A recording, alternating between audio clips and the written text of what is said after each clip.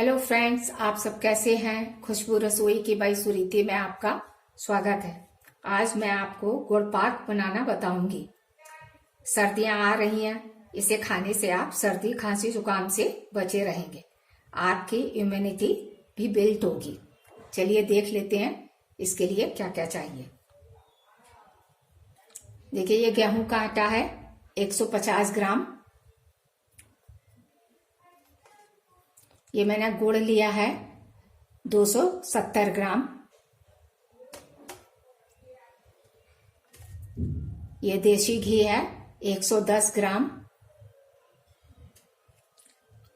और मैंने ये गोंद लिया है, काजू लिए हैं, अखरोट लिए हैं, बादाम है, और ये नारियल है जो पिसा हुआ है, और ये थोड़ा सा तेल है।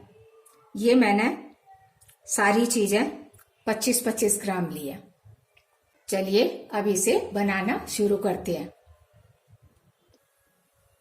मैंने पैन को गैस पर चढ़ा दिया है और ये गर्म हो गया है। सबसे पहले ये नारियल को भूनेंगे।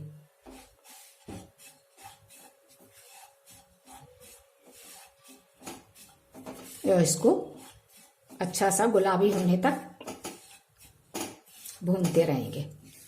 गैस मैंने मीडियम पर ही रखी है और इसको लगातार चलाना है।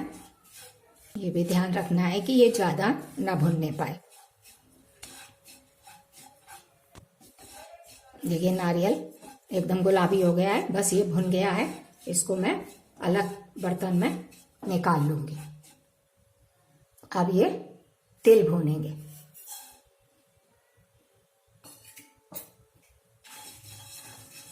ये तिल भी बहुत जल्दी भुन जाता है। मैंने सफेद तिल लिए हैं। ये तिल जो है वो अनपॉलिश्ड है, थोड़े से चटकने लगेंगे ये, तो समझिएगा ये भुन गए हैं।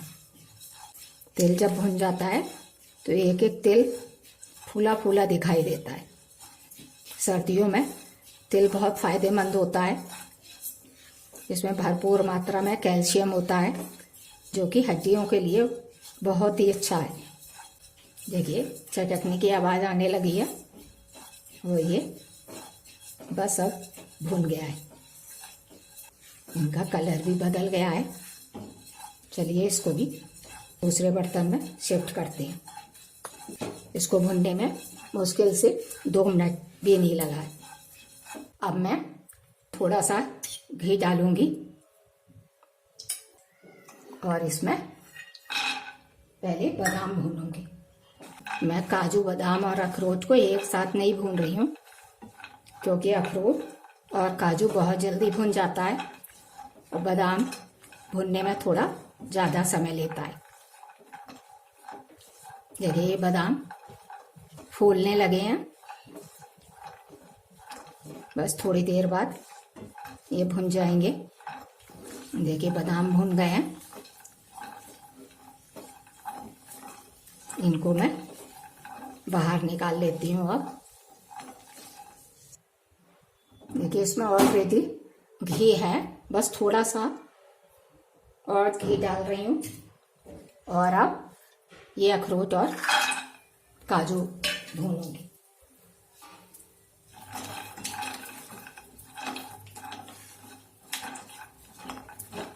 ये पैन ऑलरेडी बहुत गर्म है, इसलिए मैंने फ्लेम को लो मीडियम कर रखा है। काजू और अखरोट बहुत जल्दी भुन जाते हैं, बिल्कुल जरा सा समय लेते हैं ये, मैक्सिमम 1 मिनट। देखिए, भुन गए हैं ये। अब मैं इन्हें बाहर निकाल लेती हूँ। अब मैं गोंद भूनूंगी, जिसके लिए ये मैं 2 चम्मच देसी घी डाल रही हूँ।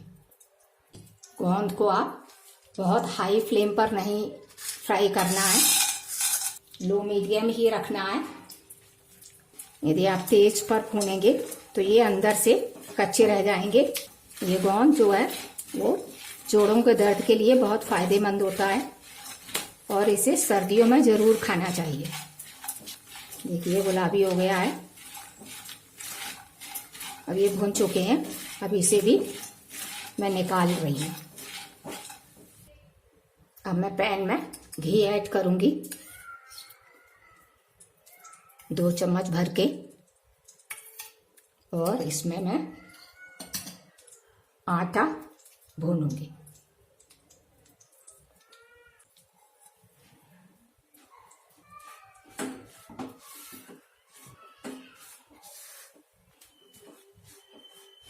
इसे लगातार चलाते हुए भूनेंगे और इसको तब तक भूनेंगे जब तक ये गोल्डन ब्राउन ना हो जाए। इसको आराम से लो मीडियम फ्लेम पर ही भूनना है। आप अपनी पसंद के ड्राई फ्रूट भी डाल सकते हैं। ड्राई फ्रूट आप कम भी कर सकते हैं और ज़्यादा बढ़ा भी सकते हैं। यदि आप बढ़ा रहे हैं तो जो गुड़ की क्वांटिटी है उसको भी थोड़ा सा आप ऐड कर लें। ये गोंद पाक बहुत ही हेल्दी होता है। ये बच्चों से लेकर बड़ों तक के लिए फायदेमंद पाक है। बहुत ही इजीली बन जाता है, इसमें बहुत ज़्यादा मेहनत नहीं है। देखिए ये थोड़ा थोड़ा गुलाबी होने लगा है, लेकिन इसे अभी और भूनेंगे। इसी स्टेज पर मैं 1 चम्मच देसी घी और इसमें बढ़ाऊंगी।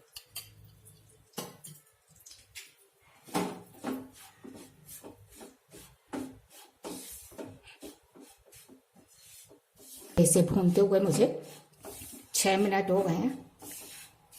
ये लगभग भून चुका है। बस थोड़ा सा और चला देती हूँ। मैं गैस कर देती हूँ बंद। ये पैन ऑलरेडी इतना गर्म है कि जितनी थोड़ी कसर रह गई है वो भून जाएगा। अब मैं इसे दूसरे बर्तन में शिफ्ट कर दूंगी। देखिए ड्राई फ्रूट ठंडे हो गए हैं। मैं बादाम, अखरोट और काजू और तिल इनको दरदरा पीस लूंगी और गोंद को थोड़ा सा क्रश कर लूंगी। देखिए मैंने गोंद को ऐसा दरदरा कर लिया है। इसको मैंने कटोरी से दबाकर इस तरीके से क्रश कर लिया है। और ये ड्राई फ्रूट ऐसे दरदरा पीसा है मैंने, और तिल को भी मैंने पूरी तरह से नहीं पीसा है। कुछ साबुत है और कुछ दरदरे हैं। मैंने पैन को फिर से गैस पर चढ़ा लिया है और इसमें मैं 2 चम्मच घी डालूंगी और ये गुड़ ऐड करूंगी। इसमें मैंने जो फ्लेम है लो मीडियम ही रखी है। ये गुड़ धीरे धीरे पिघलेगा। इसमें मैं 2 चम्मच ये पानी ऐड कर रही हूँ, सिर्फ 2 चम्मच, और इसको चलाएंगे। ये गुड़ टुकड़ों में है इसलिए थोड़ा सा मेल्ट में टाइम ले सकता है। जब पैन अच्छा गर्म होने लगेगा तो ये आसानी से मेल्ट हो जाएगा। देखिए गुड़ अच्छे से गल गया है, कुछ रह गए हैं वो भी गल जाएंगे। इसे मैं थोड़ा सा और चलाऊंगी। बस ये पक गया है। अब मैं इसमें सारे ड्राई फ्रूट ऐड करूंगी। मैं इसमें ये गोंद ऐड कर रही हूँ, ये काजू, बादाम और अखरोट, नारियल और ये तिल। मैं गैस बंद कर दूंगी। अब इसमें मैं आटा ऐड करूंगी। पहले मैंने आधा डाल दिया है। इसको अच्छे से मिलाएंगे पहले, और ये बाकी का आटा भी इसमें मिक्स कर लेंगे।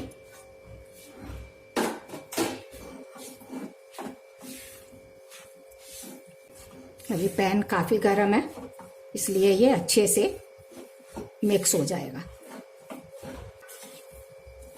मैंने पहले ही थाली में थोड़ा सा घी लगाकर उसे चिकना कर लिया है बर्फी जमाने के लिए। चलिए अब इसको थाली में शिफ्ट करते हैं। ये इसको थाली में फैला दिया मैंने और इसको अच्छे से चिकना कर लेंगे, सब तरफ से एक समान कर देंगे।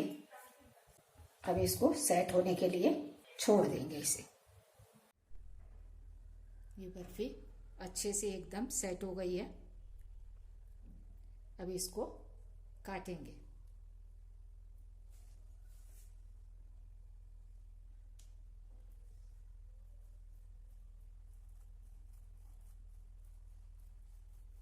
आप बर्फी का शेप अपने इच्छा अनुसार काट सकती हैं।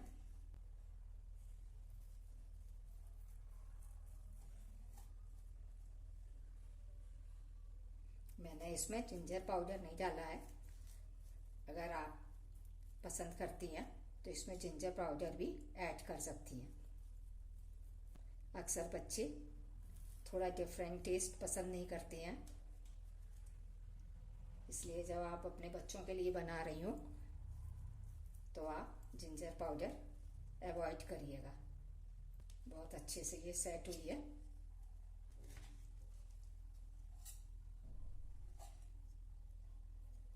देखिए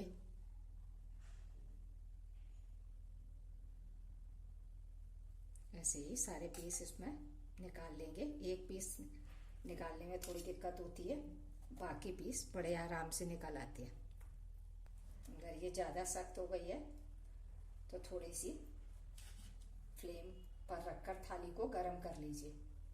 जो ये कट लगाए हैं दोबारा से ये इसका कट लगाएंगे तो ये आराम से बर्फी निकल आएगी।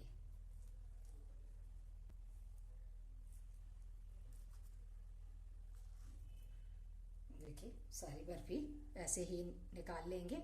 चलिए इसकी प्लेटिंग करते हैं। और हाँ देखिए मैंने 110 ग्राम घी लिया था, उसमें ये थोड़ा सा घी बच गया है।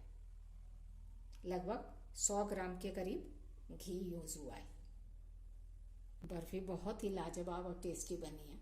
आप एक बार घर पर ज़रूर बनाकर ट्राई कीजिएगा। ये बर्फी बहुत ही पौष्टिक है।